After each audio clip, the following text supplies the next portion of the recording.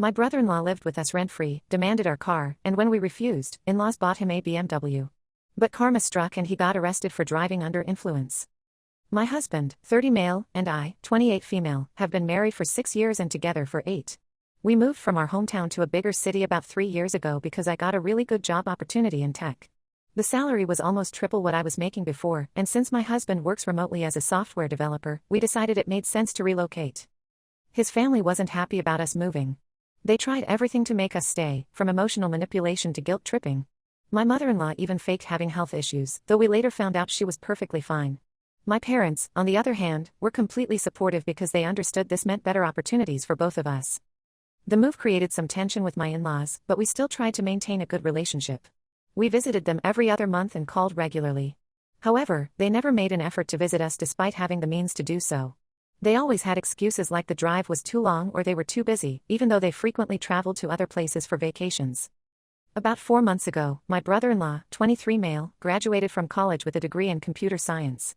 He didn't have any job lined up because according to him, he wanted to take some time off after graduation to find himself. His parents supported this decision and even funded his 2-month vacation to Europe as a graduation gift. When he returned, he suddenly decided he wanted to work in tech and that our city had the best opportunities. He asked if he could stay with us while job hunting. My husband was excited about having his brother around, and I agreed because I thought it would help us bond as a family. We have a spare bedroom that we use as a home office, but we converted it into a bedroom for him. We didn't ask for any rent because we wanted to help him get started. We even covered his groceries and gave him some spending money. The agreement was that he would actively look for jobs and help around the house. He was supposed to stay for a maximum of 3 months, which we thought was reasonable time to find a job in tech given the current market. But things started going downhill almost immediately. He would stay out until 3 or 4 a.m. without telling us where he was. He'd come home drunk and make noise, waking us up. He'd leave his dirty dishes in the sink for days, expecting us to clean them. His room became a mess with pizza boxes and empty beer cans everywhere. The bathroom he used was constantly dirty, and he never once did his laundry. He would just leave his dirty clothes in the hallway expecting me to wash them. Whenever we tried talking to him about his behavior, he'd get defensive and say we were treating him like a child. He'd remind us that he was a guest in our house and we shouldn't be so controlling. When we asked about his job search, he'd say he was networking, but we never saw him actually apply for any positions. The real problem started last week when he barged into our bedroom while we were having breakfast and demanded that my husband give him his car. Not lend, give. He said he needed it permanently for job hunting because using public transport was embarrassing and only for poor people. He said since my husband worked from home, he didn't really need the car anyway. My husband, being the kind person he is, actually considered it. He has always had a soft spot for his brother and tends to give in to his demands. But I put my foot down. We only have one car that my husband needs occasionally for client meetings. Plus, there's excellent public transport in our city that many professionals use daily. When we refused, my brother-in-law threw a tantrum like a teenager. He slammed doors, called us selfish, and then called his parents crying about how we were making his life difficult. Within minutes, my in-laws were calling us. They started pressuring my husband, saying family should help family and that since we were doing well financially, we had an obligation to help his brother. I tried explaining our side. I mentioned how their son hadn't been seriously looking for jobs, how he had been disrespecting our house rules, and how he had shown no responsibility so far. But they wouldn't listen. My mother-in-law said I was just jealous of their close family bond and was trying to create problems. Then 2 days ago, my in-laws showed up at our doorstep unannounced. They had driven 800 miles just to talk sense into us. The moment they arrived, they started attacking me. My mother-in-law said I was being selfish and that I had changed their son. According to her, my husband had always been generous and helpful before marriage, but I had made him stingy and selfish. My father-in-law, who usually stays quiet during family arguments, joined in this time. He said they had always treated me like a daughter but I wasn't treating them like parents. He brought up how they had welcomed me into their family and had never interfered in our lives, which is completely untrue. They tried to control everything from our wedding date to where we would live. Throughout this conversation, they kept bringing up how my husband was the responsible son who had always helped his younger brother. They mentioned multiple instances from college where my husband had covered for his brother's mistakes or bailed him out of trouble. Apparently, when my brother-in-law was in high school, he had crashed their father's car but my husband had taken the blame to protect him. This was clearly a pattern. My brother-in-law would mess up and my husband would fix things. What really got to me was when they revealed that they had already promised my brother-in-law that he could have my husband's car.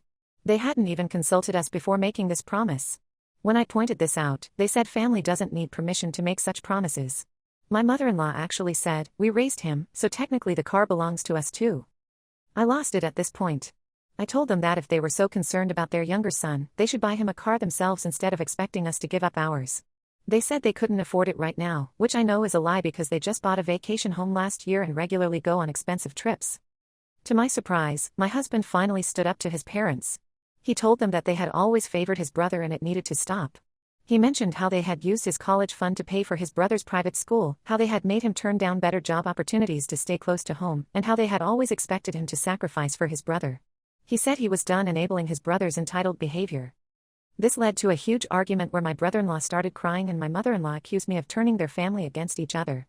She said I had poisoned my husband's mind against them and that I would regret breaking up their family. Finally, I told my brother-in-law that he had 2 weeks to find other accommodation because he couldn't stay with us anymore. My in-laws were shocked that we would throw him out on the streets, but I stood firm. My father-in-law said we would regret this decision and that karma would catch up with us. They left in anger, taking my brother-in-law with them. Now my husband's extended family is blowing up our phones saying we're horrible people for not helping family. Some are saying we're heartless for making my brother-in-law use public transport, others are calling us selfish for having a spare room but not letting family use it. My husband says we did the right thing, but I can see he's stressed about the whole situation. Were we wrong to refuse help to family? Update 1. First, I want to thank everyone who commented on my original post. Your support helped us stay firm in our decision, especially with what happened next. Things got really interesting after my last post. About 3 days after my in-laws left with my brother-in-law, we found out through my husband's cousin that they had bought him a brand new car, a BMW 3 Series that cost nearly $45,000. Not only that, but they also got him a 1-bedroom apartment in one of the nice areas of our city and are paying his $2,200 monthly rent. They never did anything like this for my husband. When he needed a car in college, they told him to take the bus or buy his own car. When my husband found out, he was hurt but not surprised. He said this was just another example of their favoritism. What really bothered us was finding out through another family member that my in-laws had taken out a substantial loan for the car. This is the same couple who had refused to co-sign my husband's student loans years ago, forcing him to take higher interest private loans. My husband had to work 2 part-time jobs throughout college, one at a local diner and another doing night security at a warehouse, while maintaining his grades. Meanwhile, his brother got to focus solely on his studies because he wasn't good at multitasking like his older brother. After this revelation, my husband finally opened up about years of unfair treatment that he had never shared before. He told me how when he was 17, his parents had used his entire college fund, money his grandparents had specifically saved for his education, to pay for his brother's private high school because he needed extra support with his studies. My husband had to settle for a state school because of this, even though he had the grades for better universities. He also shared how he had received a full scholarship to a prestigious engineering school in another state, but his parents made him turn it down. They said he needed to stay close to home because his brother was having a difficult phase and needed his older brother around. They convinced him that family was more important than career opportunities. My husband ended up going to a local college that only offered him a partial scholarship. The pattern continued after college too. My husband had received job offers from major tech companies on the West Coast, but his parents guilt-tripped him into turning them down. They said his brother was starting college and needed guidance, that they were getting older and needed him nearby, and that he was being selfish for wanting to move away. He ended up taking a lower-paying local job just to please them. What makes all this worse is how my brother-in-law has been behaving since getting his new car and apartment. He's been posting constantly on social media about his upgrade in life. He posted pictures of his new car with captions like "Sometimes you have to leave toxic people behind to get what you deserve," and "Funny how some people must be feeling now that I have better things than them." He even posted a long rant about how some people, clearly referring to us, are just jealous of others' success and try to hold them back by making them use public transport. The worst part: my in-laws are actively encouraging this behavior. They're liking and commenting on these posts with things like "So proud of you, son, and you deserve nothing but the best." My mother-in-law even shared one of his posts and added, "Some people never understand the meaning of family, but will always support our children who truly appreciate us." My husband finally reached his breaking point and called his parents to confront them about their blatant favoritism. The conversation did not go well. They completely turned it around on him. His mother accused him of being jealous of his brother's success. She said things like, "Your brother appreciates family more than you do, and we didn't raise you to be this petty." His father joined in, saying my husband was being ungrateful for all they had done for him. When my husband brought up the college fund incident, his father actually said, "We used that money for family, and you're still complaining about it after all these years? This proves how your wife has poisoned your mind against us." They claimed they had always treated both sons equally and that my husband was just bitter because his brother was doing better in life. They conveniently forgot that my husband has a successful career that he built entirely on his own, without their help. They also ignored the fact that their younger son is still unemployed and completely dependent on them. The conversation ended with my mother-in-law crying about how I had stolen her son from them and destroyed their family bond. She said my husband never questioned their decisions before meeting me, which just shows how little they understand or respect their own son's feelings. After this conversation, my husband was quiet for a long time. He finally said that he had always known about their favoritism but had convinced himself that it was normal, that maybe his brother really did need more support. But seeing everything laid out like this, especially their reaction to his feelings, made him realize how toxic their behavior has been. We've decided to take a step back from his family for now. We're not officially going no contact, but we're not making any effort to stay in touch either. My husband says he needs time to process everything and deal with years of suppressed feelings about his family's treatment. The extended family is still trying to mediate, saying we should try to understand his parents' perspective and that family conflicts shouldn't be allowed to escalate like this. But honestly, after everything that's happened, we're done trying to understand people who never tried to understand us. I'll update again if anything significant happens, but for now, we're focusing on our own mental peace and happiness. Update 2. I wasn't planning to update again so soon, but last night things took a dramatic turn. At around 2 a.m., we got a call from the local police department. My brother-in-law had been arrested for drunk driving. He had crashed his new BMW into 2 parked cars while coming back from a club and failed the breathalyzer test spectacularly. His blood alcohol level was more than twice the legal limit. Thankfully, no one was hurt, but his car was totaled, and he caused significant damage to the parked vehicles. Within minutes of his arrest, he had called our in-laws, but apparently, they couldn't figure out what to do since their connections were all back in our hometown.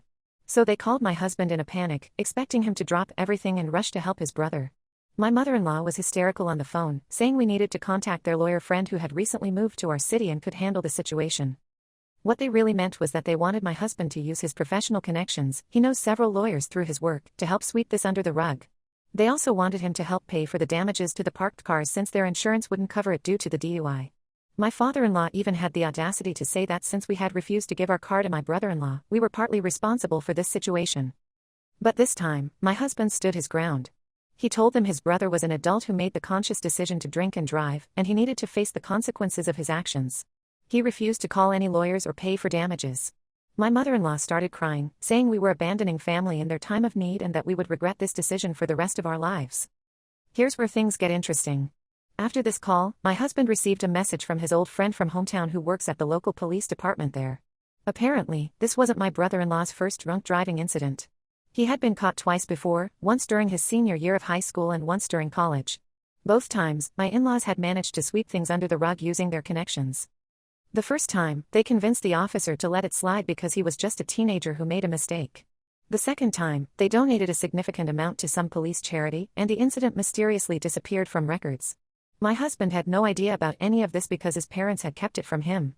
They probably knew he would have tried to intervene and make his brother face consequences. When my husband confronted his parents about these previous incidents, they tried to downplay everything. My father-in-law said they were just minor incidents and that my brother-in-law was just being young. My mother-in-law actually tried to blame my brother-in-law's friends for being bad influences, completely ignoring her son's responsibility in the matter. The most infuriating part was when they tried to use my husband's past to manipulate him. They brought up how he had once helped cover up for his brother's car accident in high school, something they had forced him to do, saying you helped him then, why won't you help him now? They completely ignored the fact that enabling this behavior had only made things worse. My brother-in-law spent the night in jail because neither we nor our in-laws went to bail him out. The next morning, his parents drove down to the city, funny how they can make the drive when it's for their favorite son, and hired a lawyer. But the evidence was pretty clear-cut this time, and with 2 damaged cars and security camera footage, it wasn't something they could easily make disappear. The lawyer they hired actually called my husband to ask if he would testify about his brother's good character and maybe mention how he had been under stress due to job hunting. My husband declined, saying he wouldn't lie in court. This led to another round of angry calls from his parents about how he was betraying his brother. What really got to me was finding out that my brother-in-law had been at a club celebrating a job offer, his first actual job offer since graduation. But now, with a DUI on his record, the company has rescinded the offer. Instead of accepting responsibility, he's been telling everyone that this is somehow our fault because we stressed him out by kicking him out of our house. My husband is done with the whole situation. He says he spent years trying to protect his brother from consequences, and all it did was make him more irresponsible. Our in-laws still don't see how their constant enabling has contributed to their younger son's behavior, and at this point, I don't think they ever will.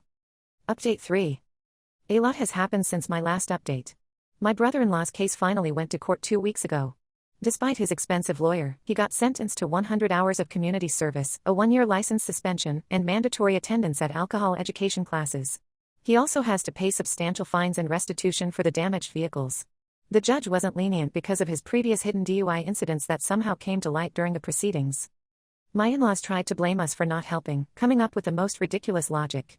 According to them, if we had just given him our car initially, he would have felt more responsible because it was family property. They actually suggested that driving a new BMW made him overconfident, and somehow this was our fault for not giving him our older, more modest car. The mental gymnastics were truly impressive. Now they're demanding that my husband drive his brother to job interviews since he can't drive himself. When we refused, they started spreading stories in the family about how we had abandoned them in their darkest hour. My mother-in-law has been telling everyone that I've turned her son into a heartless person who doesn't care about his own brother's future. The situation got even more complicated when we discovered that my brother-in-law had been lying about his job search. Remember that job offer he lost because of the DUI? Turns out there was no offer. He had been making it up to get his parents off his back. We found this out when my husband ran into the HR person from that company at a tech conference. Not only had they never made him an offer, but he had never even applied there. My father-in-law called last week to tell us they're considering selling their vacation home to help pay for my brother-in-law's legal fees and to get him a fresh start in another city. He tried to guilt-trip my husband by saying this could have been avoided if you had just helped your brother when he needed it. The irony is that they're still enabling him instead of making him take responsibility for his actions. The final straw came when my brother-in-law started telling people that my husband was jealous of him because mom and dad love me more. Instead of correcting this behavior, our in-laws encouraged it. My mother-in-law even posted on Facebook about how some sons forget their roots once they get married, but at least one of her sons still values family. My husband finally had enough.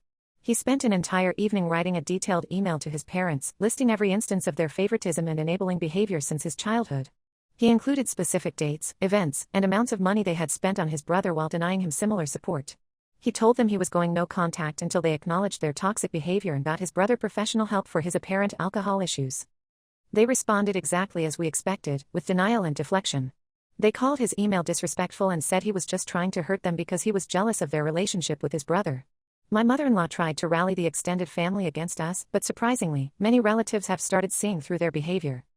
We haven't heard from them directly in weeks, though they occasionally try to reach us through other family members. My brother-in-law is still unemployed and living off our in-laws, who continue to fund his lifestyle while complaining about their financial struggles. The most positive outcome of this whole situation is how much lighter my husband feels after cutting contact. He says he's finally free from the obligation to constantly rescue his brother and manage his parents' emotions. We're focusing on our lives now and are actually planning to start a family soon. Sometimes the kindest thing you can do for toxic family members is to let them deal with the consequences of their own actions. The only update I expect to make after this would be if they actually seek professional help and make real changes, but given their pattern of behavior, I'm not holding my breath.